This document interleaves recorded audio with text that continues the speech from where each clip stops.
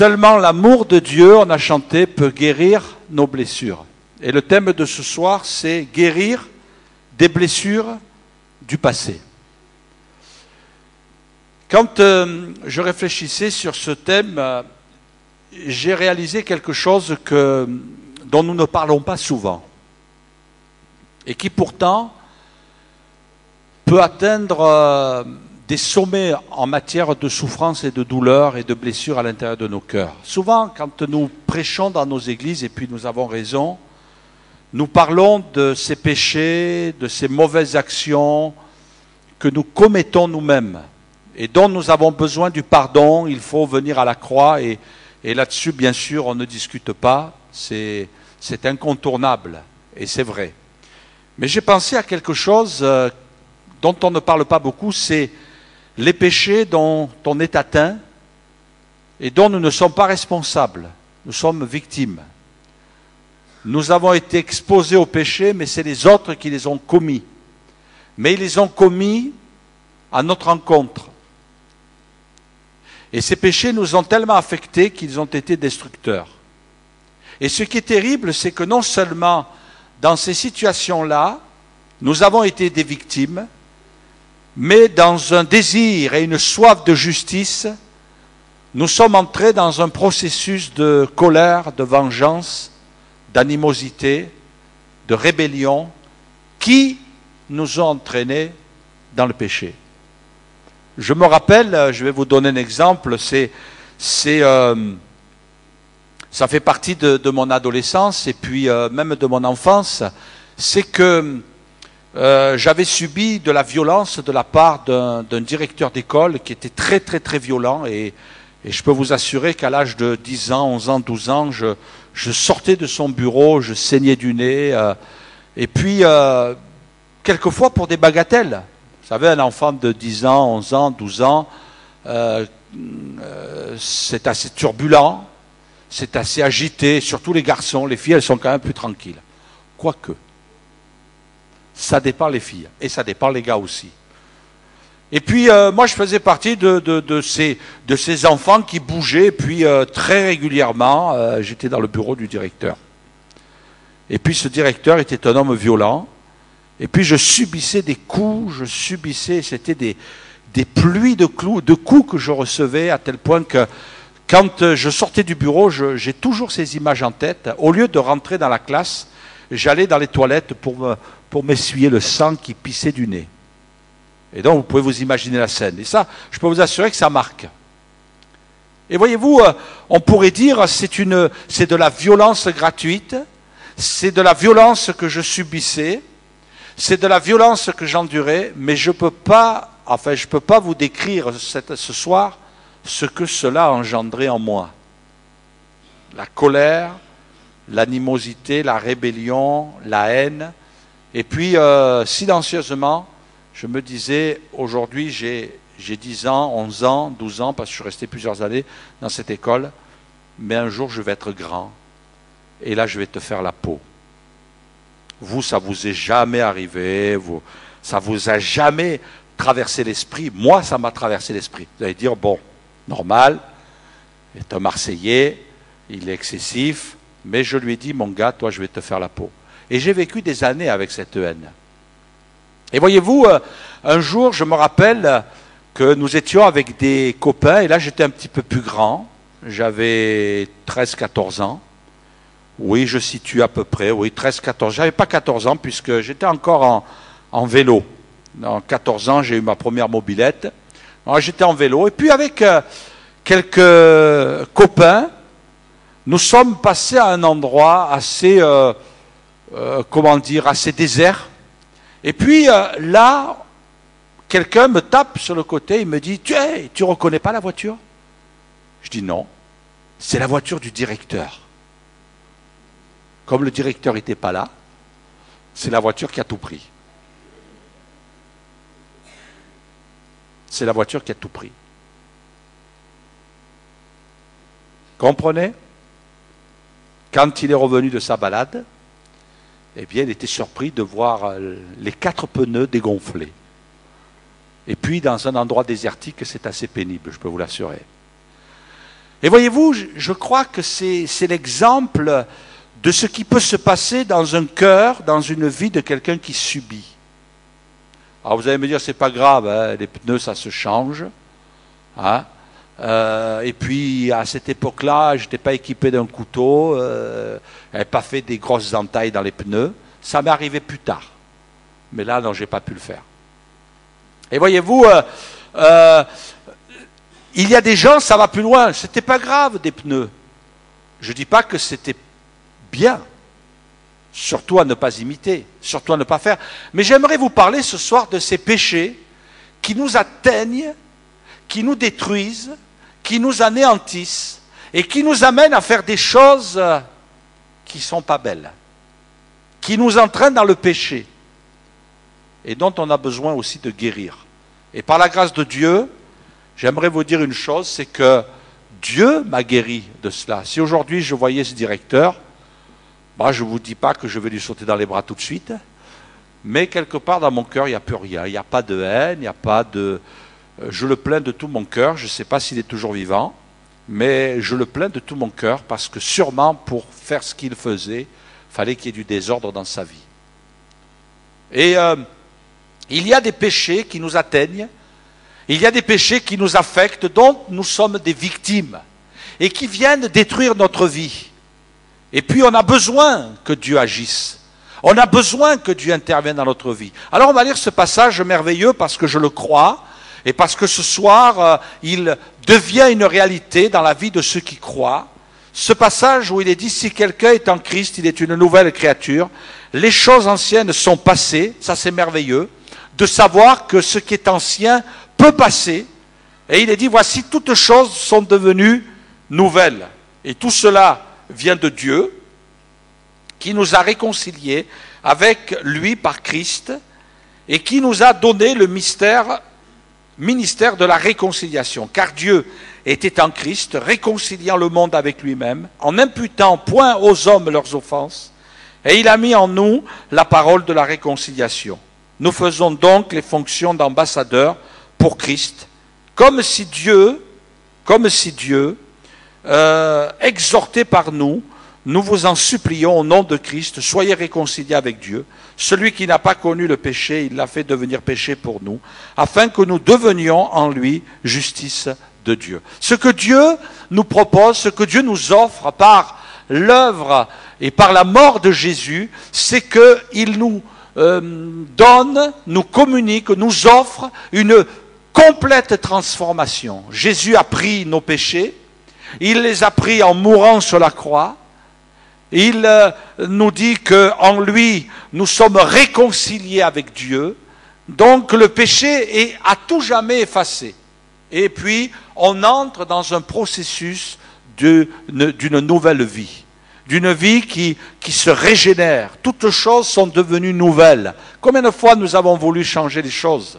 Et surtout, combien de fois avons-nous voulu changer notre passé? On ne peut pas changer notre passé. Et parce que nous ne pouvons pas le changer, il a occasionné dans notre vie bien des souffrances. J'aimerais vous parler dans un premier temps d'un passé qui nous rattrape. Le passé qui nous rattrape. C'est important. J'ai lu un témoignage, il n'est pas le témoignage de n'importe qui, c'est un psychologue et puis un clinicien.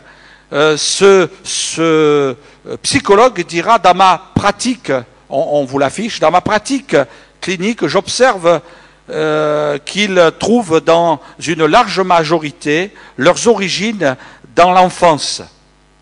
Plus précisément, des événements qui se sont déroulés avec des personnes importantes dans la vie affective de l'enfant.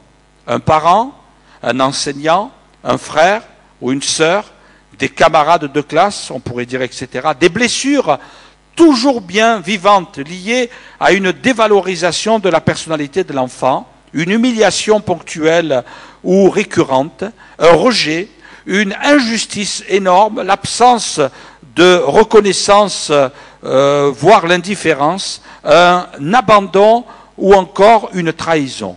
Pour peu que l'enfant n'ait pu exprimer ses émotions suite à ce genre d'événements, il les réprime au plus profond de lui. Comme l'émotion est un phénomène psychologique qui se déroule naturellement en 3 étapes: charge, tension, décharge.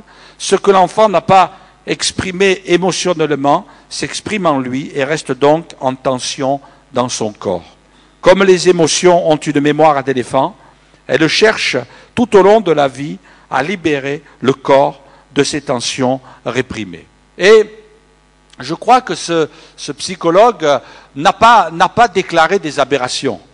Voyez-vous, la particularité, c'est que le psychologue met en évidence les problèmes. Dieu solutionne les problèmes. Et ça, c'est bien plus important. Et il est vrai que quelquefois, on peut se découvrir, on peut se sentir concerné par ces choses-là. De toute façon, qu'on le veuille ou pas, nous avons tous des empreintes au fond de nous, de notre enfance. Il y a tous quelque chose qui nous a marqués, et ça peut être de bons sentiments qui nous ont aidés à construire notre personnalité, qui nous ont aidés à construire notre manière de vivre, comme des choses mauvaises qui nous ont marqués au plus profond de nous-mêmes et qui nous ont atteints. Et on s'aperçoit ici que c'est pas banal ce qu'il dit. C'est qu'il parle du passé, il parle de l'enfance. Nous avons tous eu une enfance. Et puis ça nous ramène à ce verset: si quelqu'un est en Christ, les choses anciennes sont passées. Mais je pense que dans certains domaines, vous dites, ce verset il est magnifique, les choses anciennes sont passées. Et quand on lit ce que ce psychologue écrit, on s'aperçoit que les choses anciennes, elles ne sont pas passées, elles nous ont marqués. Et c'est là que on trouve plus une solution en Dieu que dans la psychologie, parce que Dieu nous dit les choses anciennes sont passées. Et tout à l'heure je disais une chose, c'est que pendant des années, il y a eu de la haine qui a été nourrie dans mon cœur, une soif de vengeance, jusqu'au moment où j'ai exprimé ma colère, en péchant moi-même. Ça aurait pu être plus grave, parce que si j'avais trafiqué la voiture par exemple, si j'avais coupé tous les tuyaux de liquide qui servent au freinage, et que ce monsieur parte dans une route montagneuse, parce que c'était un petit peu le cas, et bien que tout d'un coup il appuie sur le frein, et il n'y a plus rien. Vous comprenez un petit peu que ma vengeance aurait été un peu plus dramatique. Elle aurait fait de moi un meurtrier. Et puis il y en a dans la vie comme ça. Il y en a dans la vie comme ça. Et puis, la parole de Dieu nous dit, les choses anciennes sont passées. Et quand Jésus est venu frapper à la porte de mon cœur, le jour où la porte de mon cœur s'est ouverte, le jour où Jésus est entré dans mon cœur, ma vie a changé. Ma vie a changé. Et je suis convaincu que si je m'étais retrouvé là, de nouveau devant la voiture de ce directeur d'école, eh bien, ça aurait changé. Parce que j'étais plus le même. Ce que je découvre ici, dans l'écrit de ce psychologue, c'est qu'il y a des marques indélébiles. Mais il y a un Dieu qui, au travers de la parole de Dieu, au travers de l'action du Saint-Esprit, me promet un changement de vie. Alors je voudrais me livrer à une expérience, l'effet buvard. On va vous mettre une photo. Je pense que...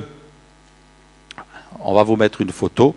Vous avez, je ne sais pas, est-ce qu'il y en a qui ont pratiqué le buvard?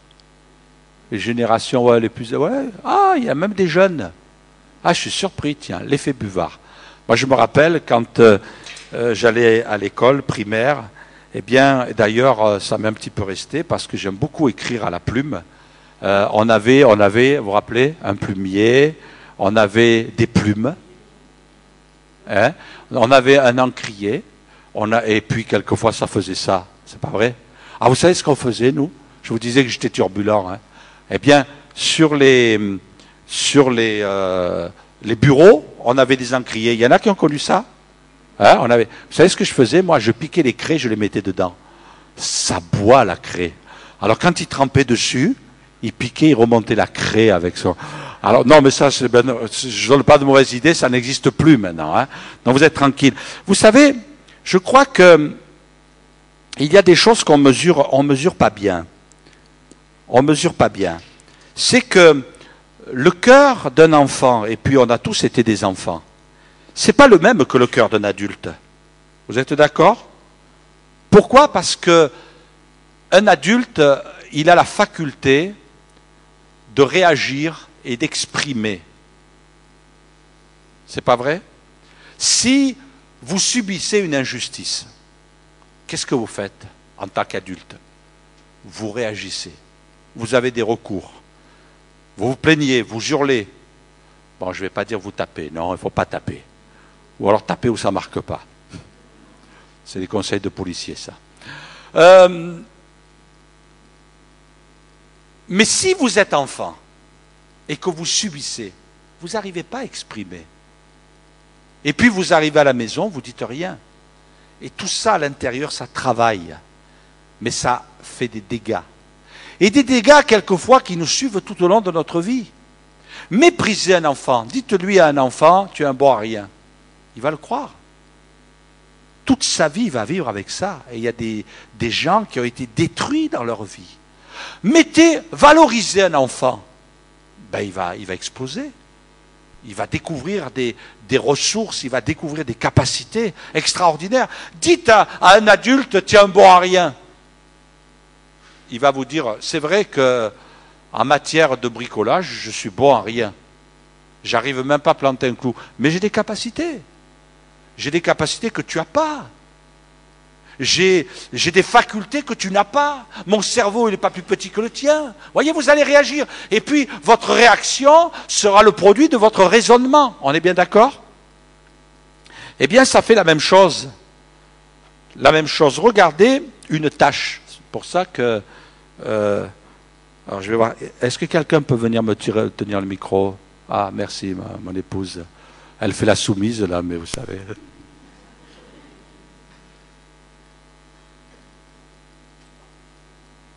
C'est vrai. Vous voyez, je vous dis, elle fait la soumise. Mais... J'ai fait une tâche. Alors, avec mon stylo encre. D'accord? Merci. Là, vous avez le cœur d'un enfant. C'est du papier. Mais la matière est un petit peu différente. Et là, vous avez le cœur d'un adulte. C'est du papier. Et ce n'est pas tout à fait la même matière. D'accord? Est-ce que vous voyez une différence entre les deux? Bon, vous allez me dire, il y a deux tâches. Bon, vous oubliez la deuxième, ce n'est pas ma faute, j'ai appuyé trop fort. On est d'accord? Mais regardez. Ça a pénétré. C'est allé au... l'effet buvard. Ça a pénétré. Et là, quand je prends ma feuille... Sur mon papier, ben, c'est resté en surface. D'accord? Regardez. Alors, il y en a une ici, mais c'était un essai. Hein? Alors, j'ai gardé le même papier. Donc, ça n'a pas transpercé. Tandis que là, ça a transpercé. Eh bien, tout ça pour imager, pour vous faire réaliser une chose, c'est que tout ce qui s'est passé dans notre enfance, ça a produit ça. Alors, ça ne veut pas dire que quand on est adulte, il n'y a rien qui se passe. Quand on subit des trahisons, quand on subit des coups durs dans la vie, des injustices, alors vous allez me dire, ça dépend de l'importance de la tâche aussi. Il est vrai, peut-être on va taquiner un enfant, ben c'est rien. Mais je vais parler ici de traumatismes qui ont une équivalence, c'est-à-dire la même grosseur de la tâche. On va arriver à se reconstruire plus facilement. Certes, il va y avoir des douleurs, certes, il va y avoir des difficultés, mais quand ça se passe dans le cœur d'un enfant, ça va être dur. Et je dirais même, ça relève du miracle. D'accord? Vous savez, un enfant qui vit le divorce dans son foyer, dans sa famille, c'est une tâche douloureuse. Quelqu'un d'adulte qui vit le divorce, c'est une tâche, c'est clair.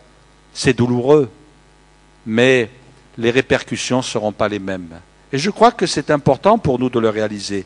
Parce que quelquefois, on n'est pas conscient de nos souffrances. On n'est pas conscient de nos douleurs.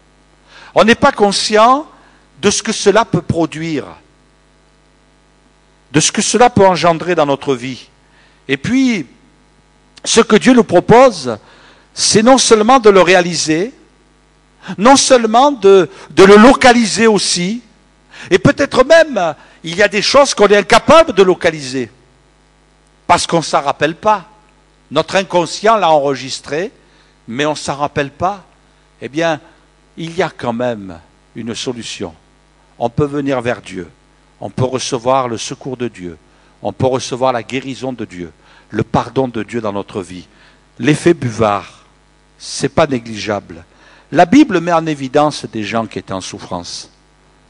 Et puis on pense, peut-être déjà cité plusieurs fois, de cette femme samaritaine à qui le Seigneur va révéler une réalité. Tu as eu 5 maris et celui que tu as maintenant n'est pas ton mari. Et puis finalement, cette femme a eu 5 maris. Moi, je pense que peut-être, est-ce qu'elle était instable? Peut-être que les maris étaient instables. Peut-être que c'était quelqu'un qui avait une bravoure naturelle et tout le monde profitait d'elle. Elle a été abusée, elle a été trompée. On peut tout imaginer. Il n'est pas question de dire qu'elle était plus pécheresse que les maris. Mais toujours est-il que dans sa vie, il y a une souffrance, il y a une douleur. Et puis Jésus n'est pas là en train de regarder cette femme en disant « Tu sais, tu as eu 5 maris, bon, ben écoute, je vais m'adresser à une autre femme qui a une vie un peu plus stable. » Non, il s'est arrêté près d'elle. Et Jésus s'arrête près de nous. Et il voit, il constate nos douleurs, nos souffrances. Mais quelque part, je ne peux pas m'imaginer un instant que si dans sa vie, elle a vécu ce désordre, quelque part, il n'y avait pas des souffrances dues à son enfance, à des problèmes sur le plan de ses sentiments. On a l'exemple de Moïse aussi, qui était un homme violent. Moi, ce que je vois, c'est qu'une chose, c'est qu'au démarrage de sa vie, il est dit que l'enfant était beau. Un bébé. C'est toujours beau, un bébé. Je me rappelle, ma femme, quand elle avait nos enfants, alors je ne me rappelle plus si c'était notre garçon ou notre fille, et qu'elle regardait, elle disait, c'est beau un bébé. Et puis elle me disait souvent, enfin souvent, non, c'était pas souvent, elle me dit, tu te rends compte, Hitler a été un bébé un jour. Et alors elle extrapolait dans cette réflexion, elle me disait, mais tu sais, Hitler a été un bébé, et si sa maman, elle savait ce qu'il allait devenir quand il était bébé dans ses bras. C'est vrai. Alors on ne sait pas exactement ce qui s'est passé dans la vie d'Hitler ou dans la vie d'autres personnages horribles. On a arrêté, je crois, ce matin, on a arrêté un fou qui a dépecé un jeune homme là et qui a envoyé des morceaux un peu partout. Si la maman avait su quand elle a eu ce bébé dans les bras, hein, il était un bébé comme les autres. Et puis finalement, moi je vois en Moïse un bébé, et la Bible nous dit, et vous savez, la Bible n'emploie pas les mots pour rien. Quand la Bible dit, elle vit que l'enfant était beau, c'est parce que Dieu nous donne un message là. Il nous dit, il était beau. Et je pense que quand le Saint-Esprit nous dit qu'il était beau, ça voulait dire qu'il était beau dans tous les sens. Il était beau dans son corps, il était beau dans son âme, il était beau dans son cœur, même si c'était un bébé. Dieu voyait à travers le bébé. Et puis, 40 ans après, on découvre un meurtrier, rempli de haine. Quelqu'un qui va taper sauvagement. Et je pense que quelque part, il a exprimé toute sa haine qu'il y avait à l'intérieur de lui-même, un déchaînement. Parce que quand il nous est parlé du verbe tuer, c'est pas n'importe quel verbe, c'est un verbe où on exprime toute sa rage, toute sa haine. Il a été violent. Et bon, la Bible nous tait les détails. Je ne sais pas dans quel état il a mis cet homme-là, mais enfin, il ne devait pas être beau à voir. Et puis, quand Dieu va passer dans sa vie, il nous est dit qu'il est l'homme le plus patient de la terre. Comme quoi, notre vie peut changer. David, qui était un homme en souffrance, et quand on lit entre les lignes, on s'aperçoit qu'il y a des souffrances dans sa vie. Il dira, voici, je suis né dans l'iniquité, et ma mère m'a conçu dans le péché. Moi, je réfléchis beaucoup là-dessus. Ma mère m'a conçu dans le péché, mais qu'est-ce qu'il veut nous dire? Ma mère m'a conçu dans le péché. Attends, si elle était mariée, il n'y a pas de péché là. Elle m'a conçu dans le péché. Moi, je me suis posé la question, je ne sais pas. Est-ce que vraiment son père était son père? Pour qu'elle ait péché, elle l'a conçu dans le péché. Moi, vous savez, j'ai vite fait, hein. Je me dis, bon, ben, elle avait peut-être un petit bonhomme dans un coin. parce que de voir aussi la colère de ses frères à son égard. Moi, j'ai connu quelquefois des familles où il y avait 2 frères, et bien les 2 frères n'étaient pas du même papa. Et puis, il y avait un frère qui était du papa qui était dans la maison, mais il y avait un frère qui était d'un autre papa, mais celui qui était dans la maison, eh bien, c'était pas le bon, quoi. La maman, elle était partie, à un moment donné, elle était partie vers un autre homme. Et puis, ben voilà, ça a été la seule fois. Et puis, elle a eu un enfant. Ben, je peux vous dire que ça crée des tensions entre frères et sœurs, ça. Ça crée des tensions. Et puis, sûrement dans le cœur de celui qui est dans un foyer, mais celui qui est à la tête du foyer, c'est pas son papa. C'est terrible. Et quelque part, je me laisse, et je ne sais pas si j'ai raison, mais je me laisse à imaginer ça. Ma mère m'a conçu dans le péché. Moi, je peux vous assurer que ma mère ne m'a pas conçu dans le péché. Hein. Parce que je suis sûr que mon père, c'est mon père. Et que ma mère, c'est ma mère. Il y a des traits de ressemblance. Et puis, le papa qui était à la maison, c'était mon vrai papa. Parce que, bon, j'aurais aimé pas trop lui ressembler sur certains points, mais bon. Mais enfin, il m'a donné de bonnes choses aussi, et je garde en mémoire de bons souvenirs de mon papa, même s'il n'était pas toujours parfait, mais mon papa, c'était mon papa. Et je ne pouvais pas dire mon papa, je ne pouvais pas dire ma maman, eh bien, ils m'ont conçu dans le péché. Non. Donc, il y avait un dérèglement. Et puis, quand vous allez au fond des choses, vous apercevez que David, il y a un petit problème quelque part. Il a un petit problème avec les femmes. Et puis ça va découler dans la vie même de ses propres enfants. Il y a du dérèglement au niveau des sentiments. Et quand il écrit « Voici, je suis né dans l'iniquité, ma mère m'a conçu dans le péché », il n'était pas pécheur. Vous savez, quand vous êtes dans le sein maternel, vous n'êtes pas un pécheur. Quand vous naissez avec une nature pécheresse, avec une tendance pécheresse, mais vous ne naissez pas pécheur. Vous n'avez pas commis de péché. Ce n'est pas parce que vous avez crié le jour de la naissance que c'était un péché. Non, c'est un mécanisme normal. Donc il y a un problème. Et puis, ces problèmes vont l'affecter. Je suis né dans l'iniquité. Ma mère m'a conçu dans le péché. Mais laissez-moi vous dire une chose, c'est que ça l'a suivi, David, pour qu'il en écrive. Ça l'a suivi toute sa vie. Et puis il y a des choses, ça nous suit toute notre vie. Mais ce soir, tu peux réaliser une chose, c'est qu'il y a un message important dans la Bible, c'est qu'il est celui qui peut réparer ton passé. Il peut pas et ne veut pas le changer. Quand je dis il ne peut pas, c'est vrai, toutes choses sont possibles à Dieu, mais Dieu n'a pas décidé de le faire, parce qu'après tout, ça aurait été tellement merveilleux. On se convertit à Jésus, on donne notre cœur au Seigneur, et hop, on appuie sur un bouton, le passé est transformé. Mesdames, vous avez un passé de princesse, vivant dans un château, et puis avec un roi, avec une reine, qui vous ont élevé, et des domestiques. Non, vous ne pouvez pas changer votre passé. Et puis Dieu ne veut pas changer notre passé, il veut transformer notre vie, il veut réparer notre vie, il veut reconstruire, il veut restaurer, il veut rebâtir. J'aime bien cette prière décrite de cette manière-là.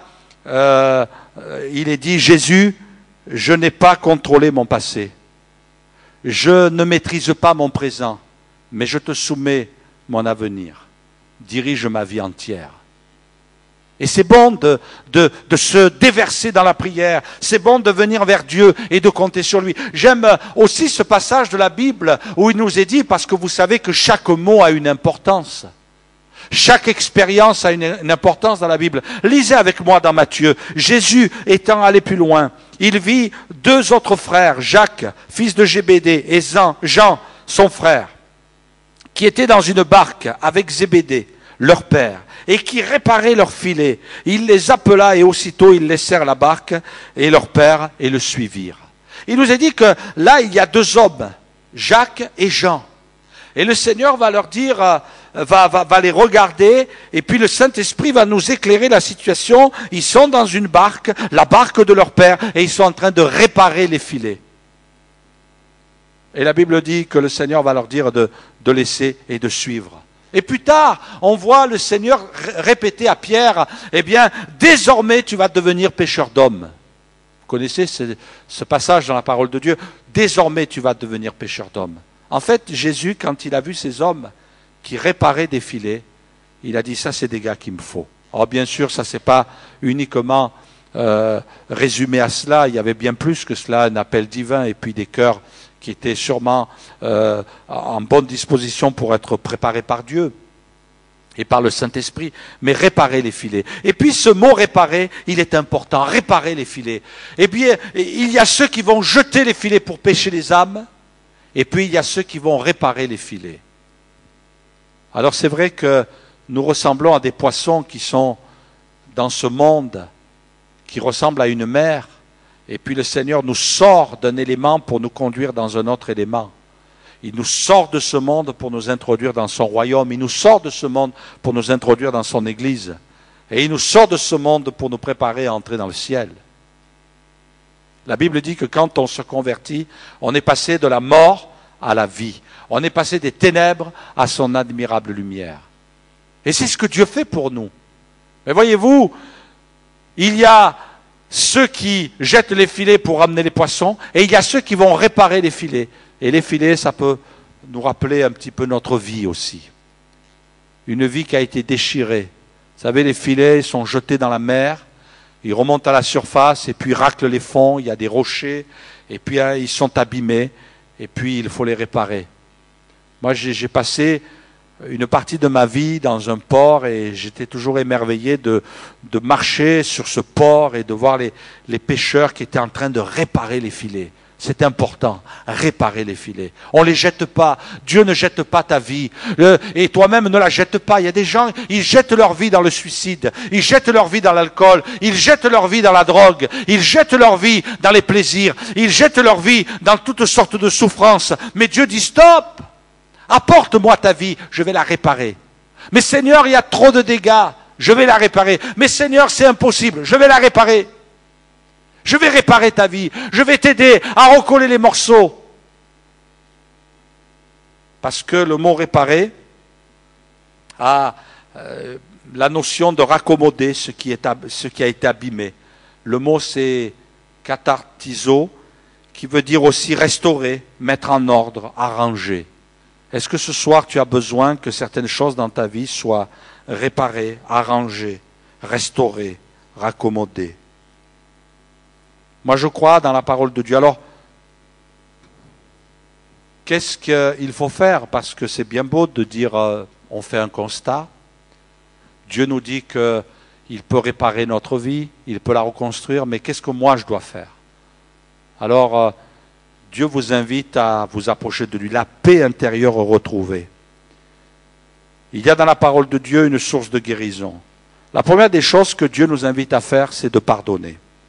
Pardonner à ceux qui sont la source de nos souffrances passées et se pardonner des erreurs du passé. Il y a ce verset qui est la prière que vous connaissez, un modèle de prière, Jésus qui dit à ses disciples qui veulent apprendre à prier. Ce passage dans Matthieu, chapitre 6, verset 12, « Pardonne-nous nos offenses, comme nous pardonnons à ceux qui nous ont offensés. » Pardonne-nous. Il y a le pardon que l'on vient chercher par rapport à nous-mêmes. Parce que quelquefois, la tâche, c'est nous qui l'avons faite. C'est nous qui sommes responsables de la tâche. Mais d'autres fois, c'est d'autres qui nous l'ont faite. Alors on a besoin de venir vers Dieu et de dire « Seigneur, pardonne-nous. Pardonne mes péchés, pardonne mes fautes, pardonne parce que je suis entré dans un processus de haine, pardonne parce que je suis entré dans un processus de colère, pardonne parce que je suis entré dans un processus de vengeance. » Et puis, Seigneur, ta parole me dit une chose qui est dure, c'est que je dois pardonner. Mais Seigneur, je ne comprends pas, on m'a fait du mal, on m'a fait souffrir. Ça ne veut pas dire que de pardonner aux autres va enlever la justice de Dieu sur leur vie. Non. Moi, je vais vous dire une chose. De pardonner aux autres, ça permet à Dieu de mieux exercer sa justice sur sa vie. Vous savez que vous le mettez plus en danger en pardonnant qu'en gardant de la rancœur. Parce que, j'ai compris ça un jour, c'est que quand vous gardez votre rancœur, vous détenez la vengeance et vous l'empêchez de s'exercer à son encontre. Mais le jour où vous lâchez et vous dites « Seigneur, je pardonne », alors c'est Dieu qui juge. Vous le saviez ça? Ben, je peux vous dire que c'est la vérité. C'est Dieu qui juge. En disant « Ah, tu lâches?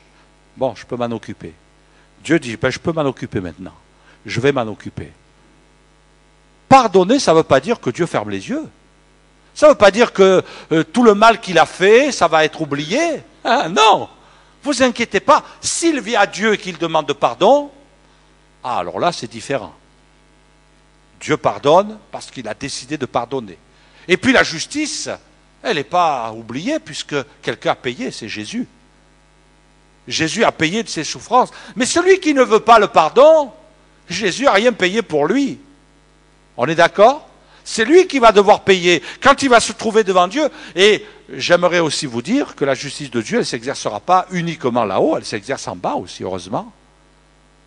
Elle sera parfaite là-haut. Et puis, on ne sait pas pourquoi, mais il y a des raisons. Pourquoi elle ne s'est pas exercée ici-bas? Parce qu'il y a des raisons. Et Dieu les connaît. Et puis, on fait confiance à Dieu. Mais il va y avoir la justice là-haut. Mais la Bible me dit une chose. Toi, si tu as subi, pardonne pour être libéré. Parce que le manque de pardon ouvre la porte au péché. Et le péché te rend malheureux.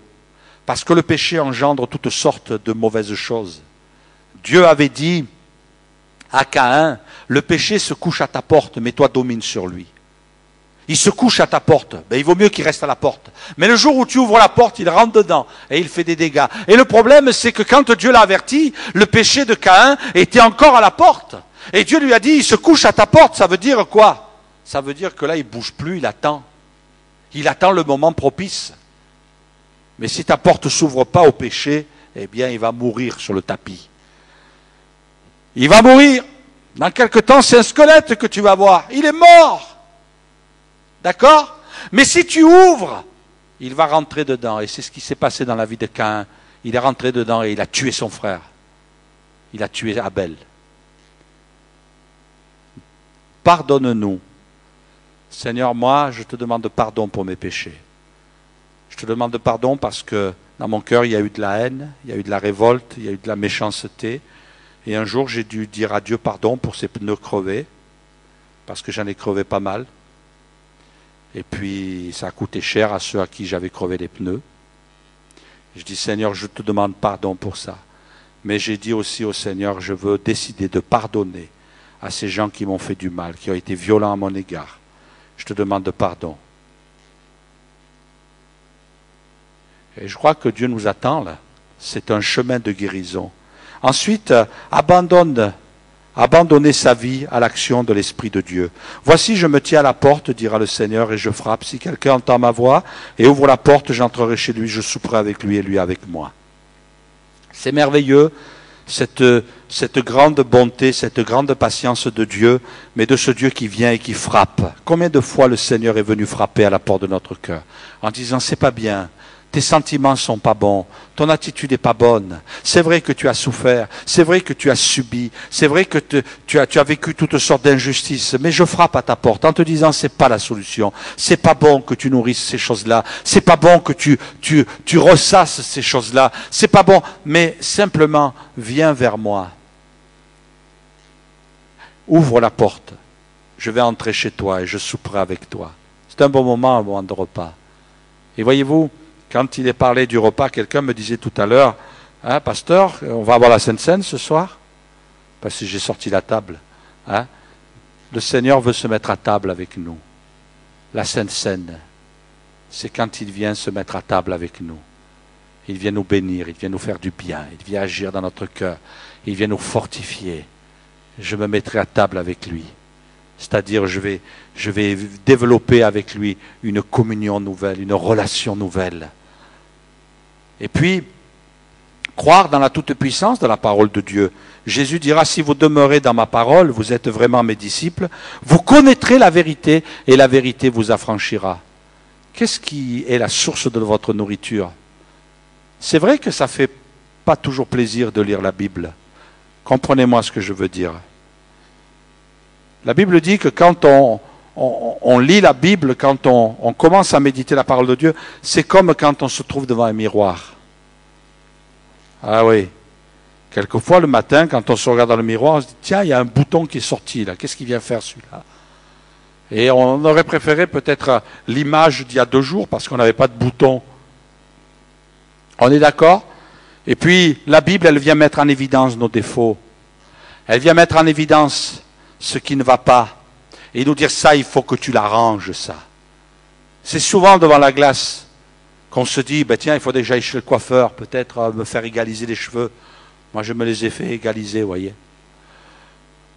Et puis, on se dit, ben tiens, là, il faudrait peut-être que tu te rases un peu ce matin, enfin, pour les messieurs, hein. Et puis, il faudrait, vous voyez, ça nous aide à corriger peut-être certains défauts, ou peut-être améliorer. Bon, je ne vais pas dire que parce qu'on a la barbe, ou parce qu'on a les cheveux longs, ou parce qu'ils sont mal aiguisés, c'est des défauts, mais on va essayer d'arranger les choses. Eh bien, la Bible, c'est ça. Et quelquefois, la Bible, c'est constamment ça. Elle nous rappelle nos défauts, elle nous rappelle nos difficultés. Et quelquefois, on a envie de dire, stop, Seigneur. Stop. J'en ai assez, ça va. Alors on aurait tendance à fermer la Bible, à la ranger et dire, je ne veux plus y penser. Mais Dieu nous dit, non, c'est pas comme ça. Vous connaîtrez la vérité. La vérité, parce que Dieu nous parle avec vérité. Et la vérité, c'est pas toujours bon à entendre. C'est pas toujours bon à recevoir. C'est pas toujours bon à accepter. Mais pourtant, c'est la solution. Dieu nous parlera toujours avec vérité. Et la vérité, elle va nous libérer. Parce que cette vérité-là, c'est la vérité de Dieu. Parce que si, moi je vous dis vos vérités, si vous me dites mes vérités, vous aurez peut-être raison, j'aurai peut-être raison, mais qu'est-ce que ça va changer? Rien du tout. D'accord? Mais quand Dieu nous dit nos vérités, quand Dieu nous dit voilà ce qu'est l'être humain, alors il vient pour nous changer, parce qu'il y a une puissance dans la vérité. Apportez vos souffrances à Dieu. Ne vous inquiétez de rien, dit la Bible. Mais en toute chose, faites connaître vos besoins à Dieu par des prières, des supplications et avec des actions de grâce. Ne vous inquiétez de rien. Faites connaître vos besoins. Mes besoins, Seigneur. Mes besoins. Tu vois mes souffrances. Tu vois, j'ai manqué d'affection. J'ai manqué de tendresse. Seigneur, j'ai subi des injustices. Et ça produit ceci, ça produit cela. Venez faire connaître vos besoins à Dieu et être vrai devant Dieu.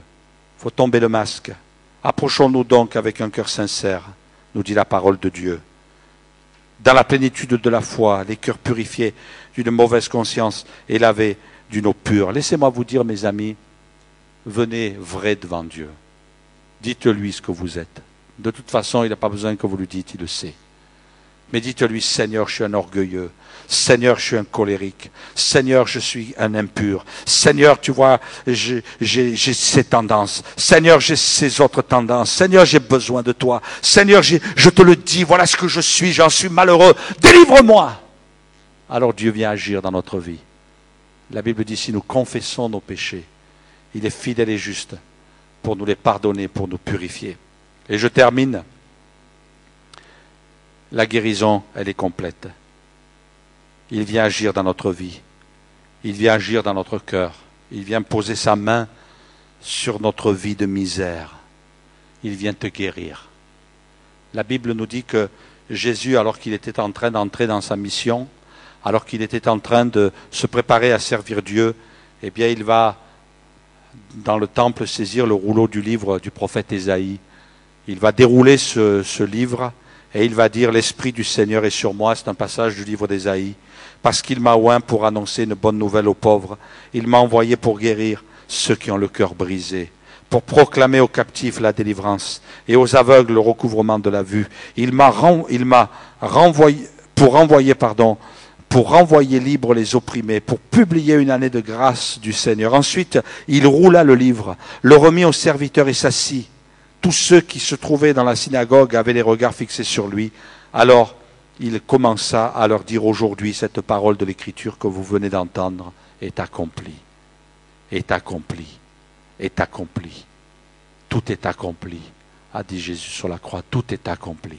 Et ça fait 2000 ans que tout est accompli. Et puis quand j'ai lu ce passage, je n'ai pas pu m'empêcher de dire, aujourd'hui, cette parole de l'Écriture que vous venez d'entendre est accomplie. Aujourd'hui.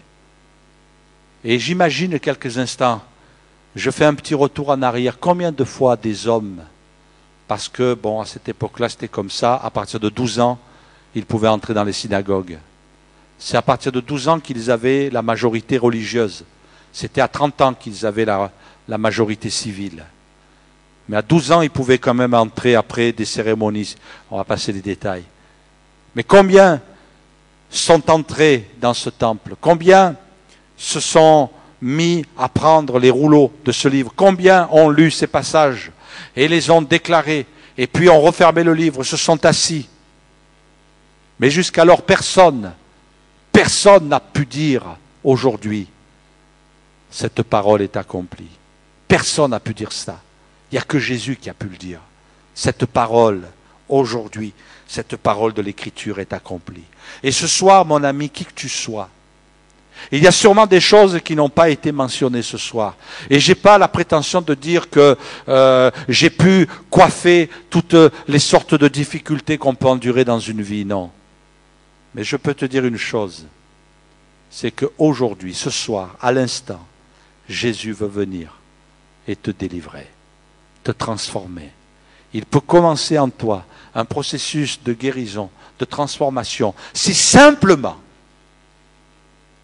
tu viens à lui et tu dis, aujourd'hui, je veux que cette parole de l'Écriture s'accomplisse dans ma vie, parce que sur la croix, c'est accompli. Tout est accompli depuis la croix. Alors maintenant, il ne reste qu'une chose à faire, c'est que je me lève dans mon cœur, vous m'avez compris, et que je dise, Seigneur, je veux que ça s'accomplisse dans ma vie. Parce que le tout accompli de la croix peut avoir aucun effet dans ta vie. Aucun effet. Si toi, tu ne dis pas, aujourd'hui, je veux que ça s'accomplisse en moi. Il y a des gens, mes frères et sœurs et mes amis, il y a des gens qui vivent des années, et ils vont arriver, permettez-moi cette expression, avec tout le respect que je vous dois, ils vont arriver le jour de leur mort, avec les mêmes souffrances. Et quand ils vont arriver dans le ciel, pour ceux qui sont sauvés, le Seigneur va leur dire, c'est beau qu'un jour tu te sois converti. C'est beau qu'un jour tu aies donné ton cœur à Jésus. C'est beau qu'un jour tu sois passé par les eaux du baptême. C'est beau que tu aies été fidèle et que tu aies marché avec moi, que tu aies pratiqué ta vie chrétienne, que tu étais fidèle à l'église, que tu étais fidèle dans le service de Dieu. Mais tu as vécu toute ta vie avec des souffrances que j'aurais pu enlever. Pourquoi tu ne m'as pas laissé faire? Pourquoi tu n'as pas agi? Et tu diras peut-être au Seigneur, mais j'ai essayé. Mais oui, mais le problème est là. C'est que tu as essayé, mais tu ne m'as pas laissé faire. Tu ne m'as pas laissé agir.